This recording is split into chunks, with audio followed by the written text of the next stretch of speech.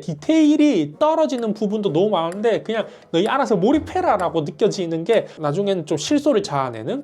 여러분 안녕하세요. 조조영화 좋아하는 이주조입니다. 오늘도 신작을 가장 빠르고 솔직하게 리뷰하는 가장 빠른 리뷰 시간으로 돌아왔고요. 오늘 제가 개봉하자마자 조조로 바로 보고 온 영화 바로 네가 마지막으로 남긴 노래입니다. 117분짜리 일본 로맨스 영화입니다. 그래서 이 영화 보면서 느낀 게 유튜브에 일본 메이드 카페 영상 있잖아요. 막 모에모에 뀨 이런 영상? 그런 느낌이었어요. 처음에 보다 보면 진짜 열받잖아요. 너무 과장돼 있고 너무 유치하고 근데 어느 순간 보다 보면 이게 뇌절의 영역으로 들어가요. 그때부터는 화나는 게 아니라 그냥 하면서 웃기기 시작해요. 어디까지 가는지 한번 보자 이 마음으로 보게 되거든요. 이 영화가 주려는 감성이 과장돼 있는데 나중에는 너무 화나는 감정보다 좀 실소를 자아내는.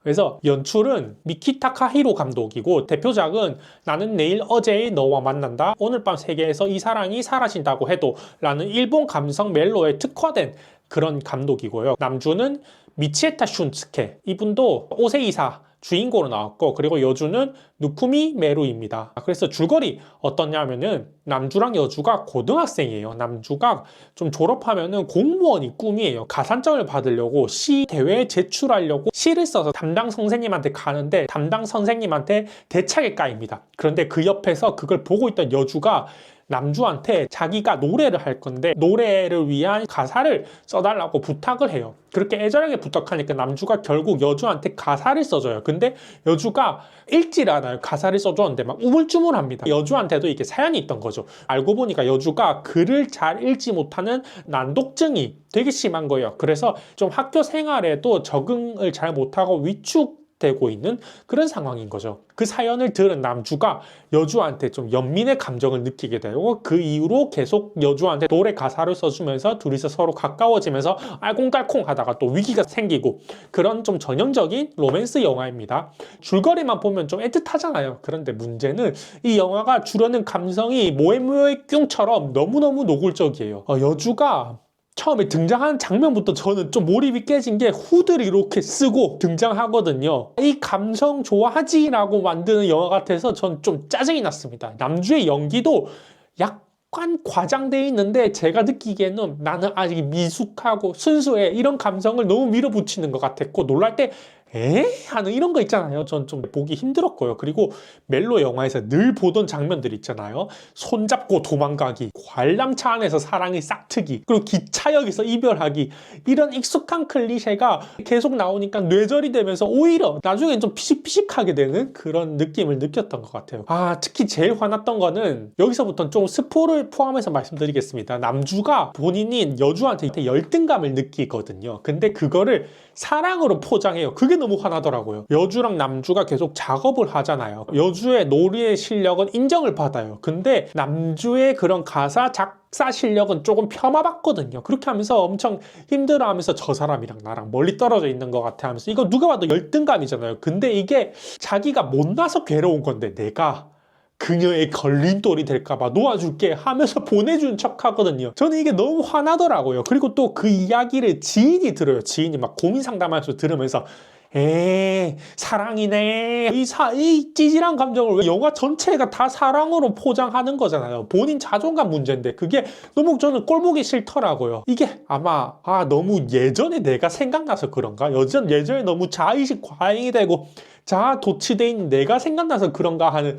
느낌도 살짝 들었고 저한테 너무 보기 힘든 영화였습니다. 그리고 이 영화가 진짜 저 또 싫었던 점 얘기하자면은 끝나질 않아요. 이것도 스포가 좀 있는데 남주 여주가 나중에는 결국 서로의 마음을 또 확인하고 재회하고 그렇게 하면서 서로 사랑을 싹 틔우면서 이렇게 해서 좋은 사랑 이야기겠구나 하고 끝날 줄 알았는데 근데 여기서 끝나질 않고 서로 결혼해요. 결혼해도 끝나는 게 아니고 애도 낳아요. 애도 낳고 이제 화목한 가정을 꾸리면서 끝나겠구나 하는데 여기서 여주가 암에 걸립니다. 그리고 죽어요. 그러면 이제 진짜 끝내야지 슬퍼하면서 끝내야지 하고 있는데 또 안 끝나고 아이가 크는 것까지 보여줘요. 그래서 뇌절해 왜 이야기가 안 끝날까 하면서 너무 보기가 힘들었습니다. 그리고 진짜 웃겼던 포인트 중에 하나가 이게 전체적으로 영화 시간이 10년 넘게 흐르는 거거든요. 근데 남주, 여주 비주얼이 그대로예요. 학생 때 조금 조숙해 보여서 살짝 몰입이 안 됐긴 했거든요. 근데 이게 결혼할 때 그리고 엄마가 됐을 때 얼굴, 특히 출산할 때 얼굴 다 똑같아요. 결정적으로 여주가 시한부 판정을 받고 죽기 전에 얼굴도 학생 때랑 제가 볼 땐 똑같았습니다. 특히 죽기 전에 미모는 그대로인데 코에 호스만 꽂고 아 나 죽을 거야 이렇게 말하는 게 저는 너무 이상하게 느껴지더라고요. 이렇게 디테일이 떨어지는 부분도 너무 많은데 그냥 너희 알아서 몰입해라 라고 느껴지는 게 나중에는 좀 실소를 자아내는 또 디테일이 떨어진 것 중에 하나가 좀 괴상하다고 느낀 부분이 있었는데 공연장 씬에서 여주가 가수로 조금 성공해서 공연한 씬이 있거든요. 근데 거기 있는 관중들이 제가 볼 때 한 200명 정도 돼요. 근데 200명이 디테일이 너무 없이 그냥 아무 감정 없이 여주가 노래 부르면 막 손들고 있고 그리고 여주가 말할 때 진짜 200명이 꼼짝 안 하고 듣기만 하거든요. 저는 그게 너무 다 NPC 200명을 모아놓은 것처럼 너무 괴상하게 느껴지더라고요. 그런데 디테일 놓치고 인물들의 연기나 감정은 과장됐는데 근데 신기한 게도 연출 자체는 되게 애틋해요.